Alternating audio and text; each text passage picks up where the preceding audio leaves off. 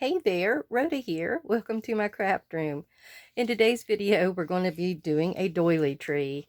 And I will have a link at the end of the video where I show my Christmas December daily altered book that I did for my mother. And the doily tree was inside of that, and you could see it there. This doily is an 8-inch doily and has a pretty little outside design, and that's kind of what you would like to have.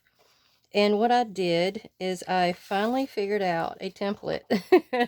This will be on my Rhoda's Junk page in the album freebies.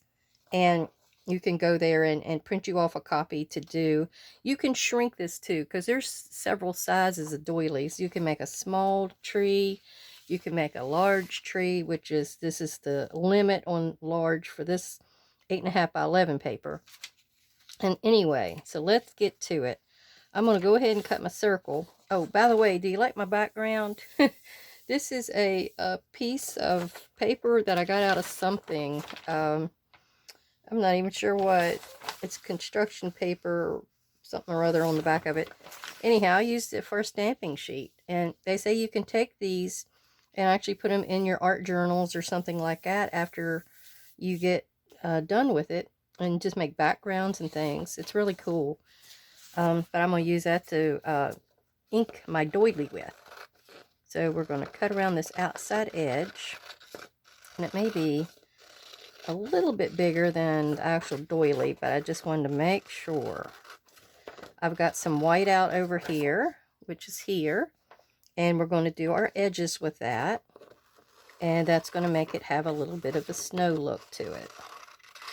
I've also got a few pieces of paper there that we could use for lights for the tree if you would prefer to make this a Christmas tree. This could be done on a piece of cardstock folded in half, and it could be your Christmas cards. It's kind of interesting. All right, what we're going to do, we have to put the doily on the back side. And what you could do is this. Get you some not staples, some paper clips, and we're going to paper clip it to the larger sections, and that's going to help it stay steady, and we're not going to lose our place. And let me see, right, ooh, don't curl it, there we go. And that's what we need to do right there. All right, first off, we're cutting the big mama. We're doing the tree, and up we go, up we go. I hope everybody is doing well today and are going to craft and try this. It's always a fun thing to do. Doily projects. I have another one that I'm going to show that is a doily flower cone, and that's going to be for my recent journals I'm doing.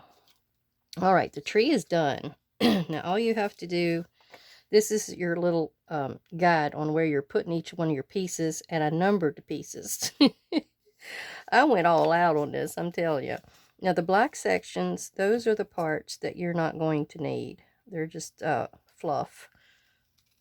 You might want to save them. Don't toss them quite yet, because there's one little section right here that needed a little bit of doily from another area. I tried to video this before, and I got stumped on that one section. I could not figure out what I had done. Okay, this is one of our extra pieces we don't need, and so is this and this. So we'll put them over here to the side. Leave that one there, and that one's good. We can take him paper clip off him. Take the paper clip off this one, and finish these two pieces. I think it goes this. I'm gonna just cut it all in one big swath. How about that? I did not put a doodaddy on this one. I think I need to, because he's got so many pieces and parts that comes off of him.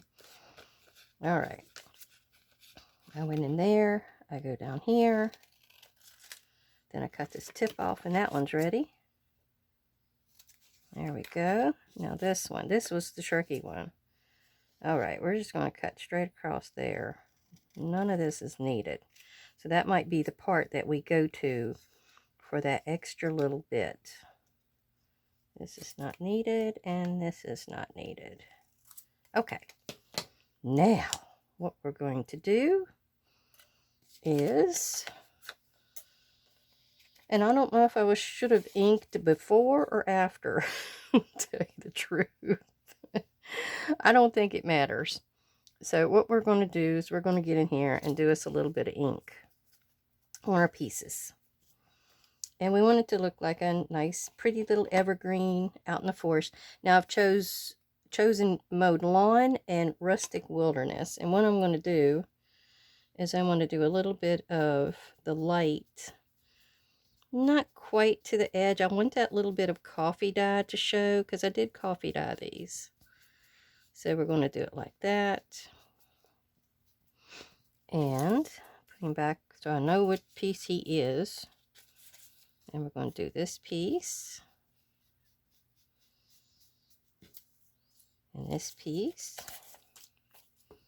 And I'm going in with this lighter one first, because I'm going to use the same pad. These are both oxide, so you're good. You're not supposed to mix an oxide after, or you're not supposed to go from an oxide to an ink pad. That's how it works. I had to think about it, because the oxide is a different makeup, and it has something that it'll take to that other pad and mess it up a little bit.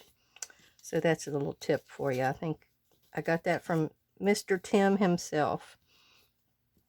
Watched his recent video on those marker things he's doing, or no, watercolor pens.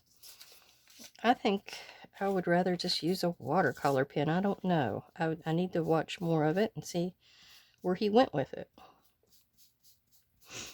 Watercolor is a cool thing. That's one of my first loves, is watercolor. I love how you could just, and I had the cheap sets. I mean, I just had the hard tin little bricks, you know. And I would take that cheap brush and I'd be scrubbing and mixing colors. It was fun. It's always good to give children artistic things to play with when they're young, and they grow into their abilities and what they like and what they prefer to do. I remember in school I had art, and I was blessed because they started taking it out of the schools.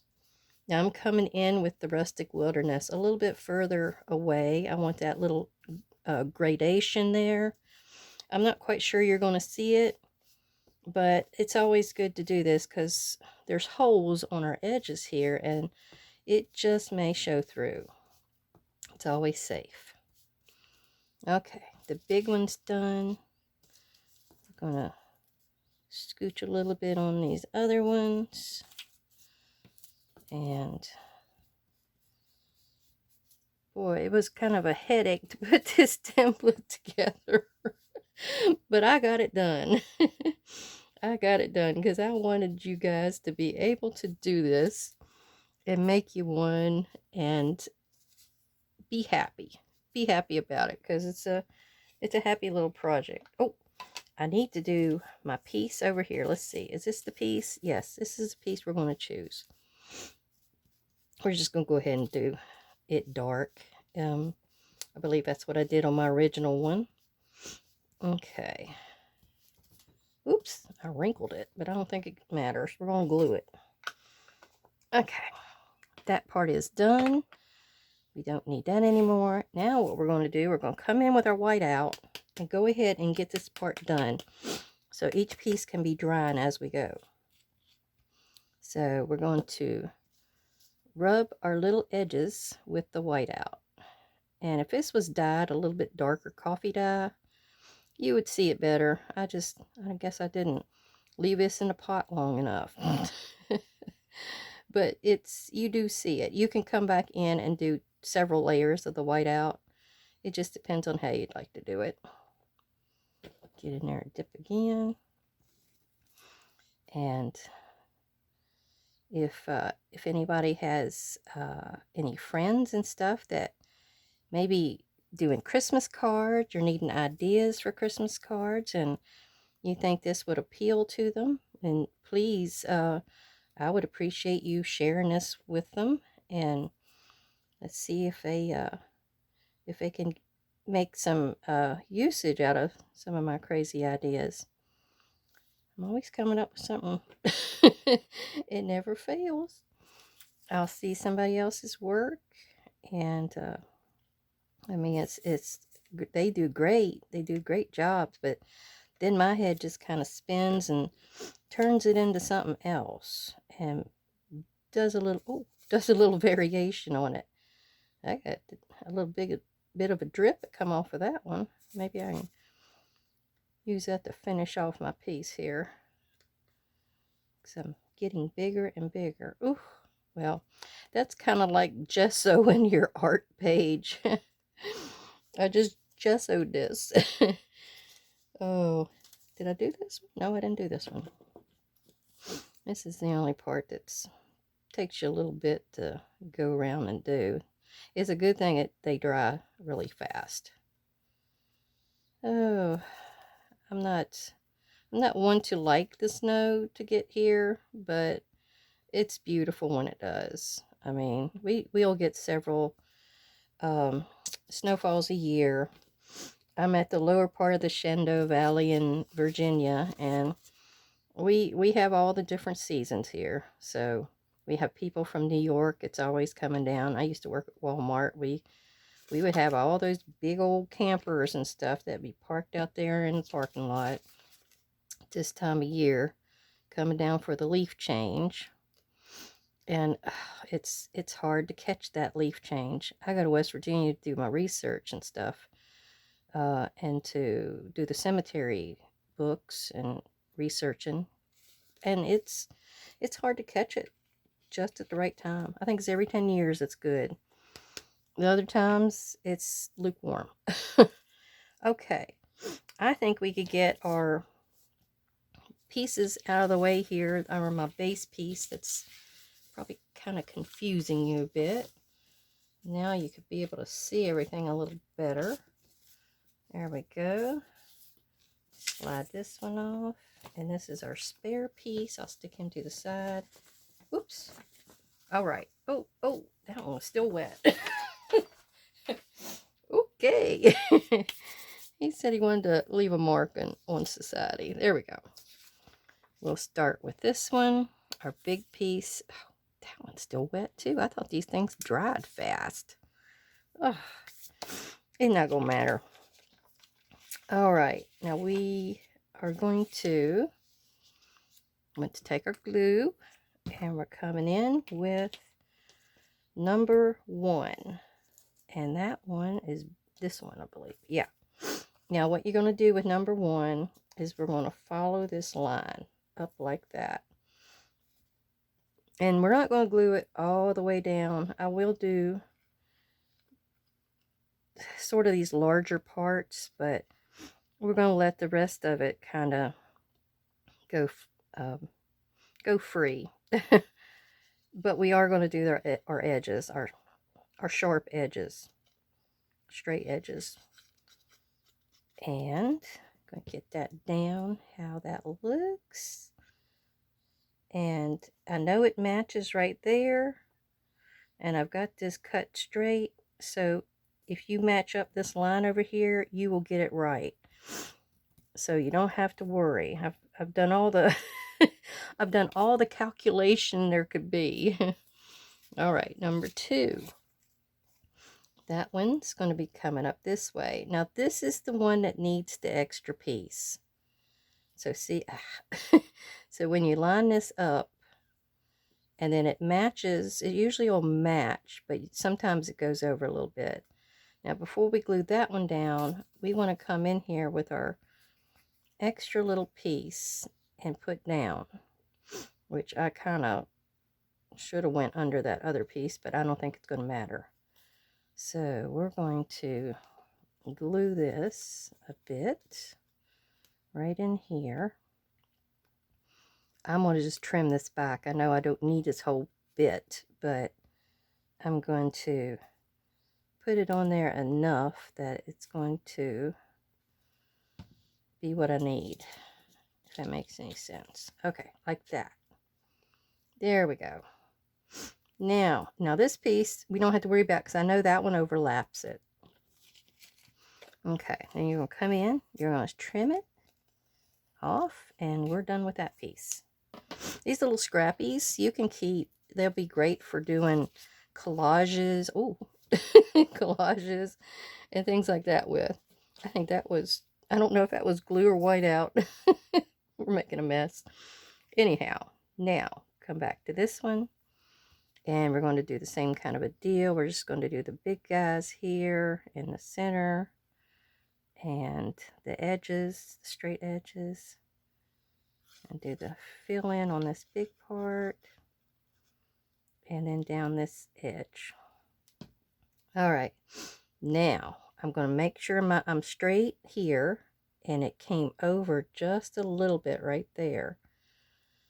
Oh. Yeah, right there. There we go.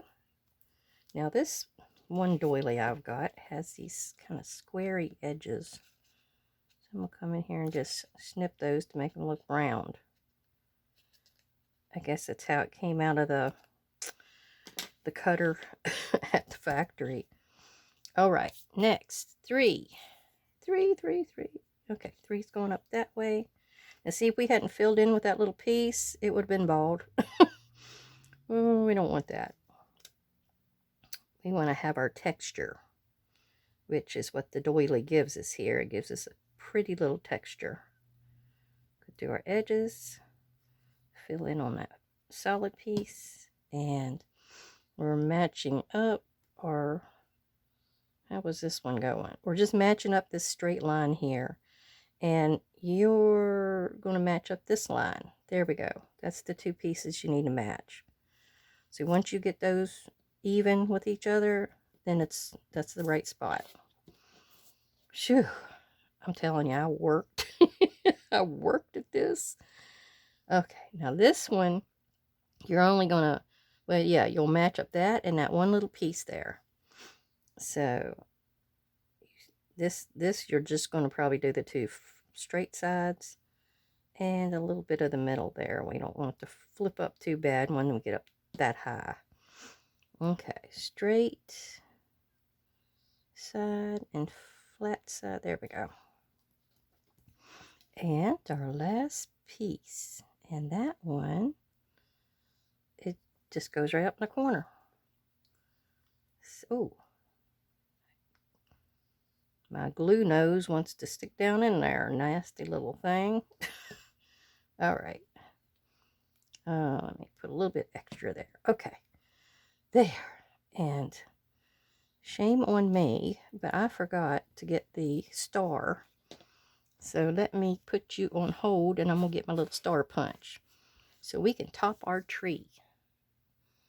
Okay, our little tree is ready to be decorated, and I believe if you wanted to make this just a regular winter tree and not be Christmassy or anything about it, I do need to put that edge down.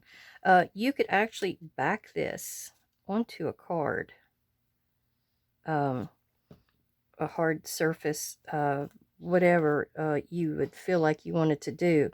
That's this shape, and you can make it a card itself. Just make it a wedge-shaped card. You can actually put it on some pieces of cardstock that's folded in half. And there's other ways that you could use this, and the one way I'm going to show you here is the Christmas tree. So we're going to deck the halls and decorate our tree. And there's my little star for the top. Where'd the star go? Come out of there. Okay. It's a very, very small star. I also have this, oh gosh, I'm not even sure what size it is. I think it's like a regular hole punch size. But my hole punch guys never work out. Whoops, he jumped. Let me see if I can control the trajectory there. There we go. All right. So we're just going to plop out a few of those. We don't need green because we already got our green tree. Whew. I think this one might have a little glitter on one side. I'm not really going to glue these down. I'm going to just show you how they look. Just to give you the visual. Whoa. Okay. Boy. Now, if you wanted to make confetti, this is perfect. You need confetti or a shaker card. Ugh. Okay. There we go. I think we're good on all that. Now, if you wanted to decorate your tree, and I brought this. This is trim that, as you can see, you can use ribbon or some gold trim that you would have and go up your tree and deck it out. And then the little star would go on the top like that. And you would just put your little guys all up in here. I really appreciate all my new subscribers and my old subscribers who are sticking in there with me and enjoying my videos. And I really would like if anybody would leave me a comment and tell me if they made this little tree and how it turned out for them. I see, isn't that kind of cute? Just little balls all through the tree, and you'd have your little tinsel like that. Okay, well, I'm going to leave you a link to the Christmas altered book so you can see what it looked like finished on a card. I really appreciate everybody coming to visit with me today, and thank you very much.